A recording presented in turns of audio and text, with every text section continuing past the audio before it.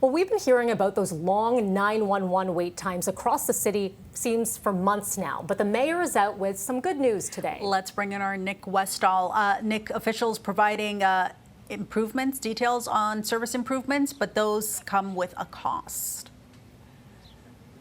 Yeah, that's right, Faiza Mel. Yeah, we're in front of 33 Division where Mayor Chow and Chair of the Police Board, Shelley Carroll, provided an update on an issue City News has been reporting about for some time, and that is wait times to get through to 911. And they say they are starting to make some inroads, and for them, it's all about hiring more operators. They say they have hired 90 operators, 30 are already on the job, the rest are going to be trained as the year goes on. And so one of the big things they were talking about here is lowering that average time of getting through to 911. They say currently it sits around 28 seconds. Now, they say that's down from 90 seconds a year ago. But just to give you context, the national standard, so this is what all police 911 call centers try to aim for, is answering 90% of calls in 15 seconds and answering 95% of calls in 20 seconds. So Toronto Police still haven't hit that number yet. So they have turned to technology to try to cut down on this. One of the things that we reported about in May is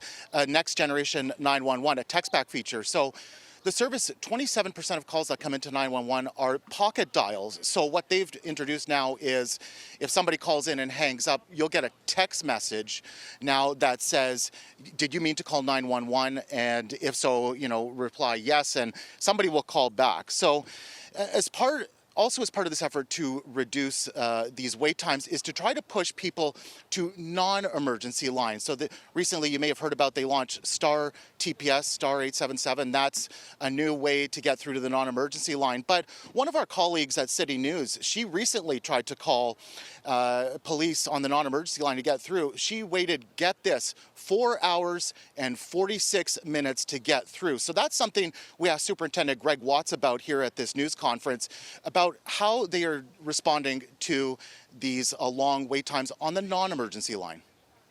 Because we have been prioritizing our 911 calls, yes, absolutely, our non-emergency wait times have increased. So we need to solve for that. On August 17th, we are introducing a new, what we call an IVR, which is basically when you call what you listen to allow the public a lot more options.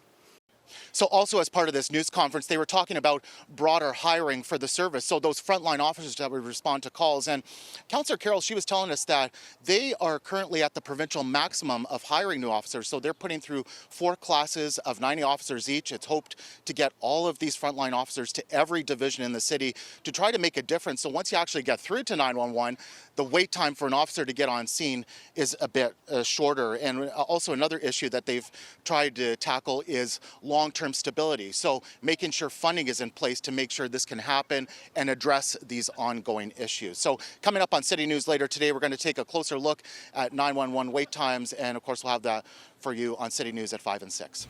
All right, Mel? appreciate that. Liza? Nick Westoll, thank you.